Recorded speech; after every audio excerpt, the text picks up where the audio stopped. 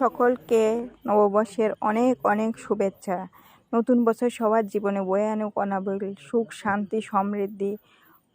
যাই হোক বন্ধুরা, আমি আজকের ভিডিওটা সম্পূর্ণটাই নববর্ষ উপলক্ষে করেছি। তো আসসালামু আলাইকুম বন্ধুরা, সবাই কেমন আছেন? আমি আপনাদের ফ্রেন্ড সাবিনা চলে আসলাম একটা নতুন ভিডিও নিয়ে। তো আমার এই ভিডিওটা পুরোটাই নববর্ষ উপলক্ষে সবার জন্য।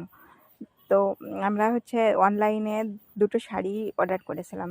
যে দুটো শাড়ি যে ব্লাউজের পিস কেটে রেখে আমি এবার সেলাই করলাম, আমার মেশিনে সেলাই করে বাস রাখলাম। রাখার পর আমি সন্ধ্যার মধ্যেই খাবারের আয়োজন করে রাখছিলাম। পান্তা ভাত, ইলিশ মাছ ভাজি, ভর্তা, শুকনো মরিচ ভাজি করে রাখছিলাম, আবার ডিম ভাজি করে রাখছিলাম। সব কিছু ভাজি টাজি করে রেডি করে এটাও ভিডিও আপনাদের জন্য রেডি করে রাখছিলাম।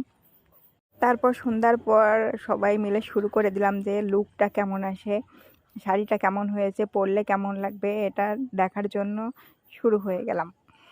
তো কেমন লাগছে আপনারা সবাই দেখবেন, জানাবেন। তৌফিয়ার জন্য একটা ড্রেস নিয়ে আসছি, ওটাও প্রথম বছর উপলক্ষে ওকে আমি দিয়েছি। তো কেমন লাগছে সবাই আমাদেরকে একটু জানাবেন প্লিজ কমেন্টের মাধ্যমে। তো যাই হোক, হাসি রহস্য মজা করতে করতে রেডি হচ্ছে।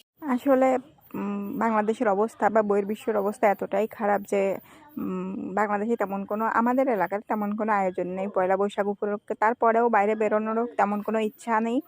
যা হবে আমরা নিজেরা মিলে যা করব ওটাই যে মজা। তো এটাই করলাম। প্রত্যেক বছর অবশ্য আমরা পিকনিকও করে থাকি পয়লা বৈশাখ উপলক্ষে, ওটা আর এবছর করা হয়নি।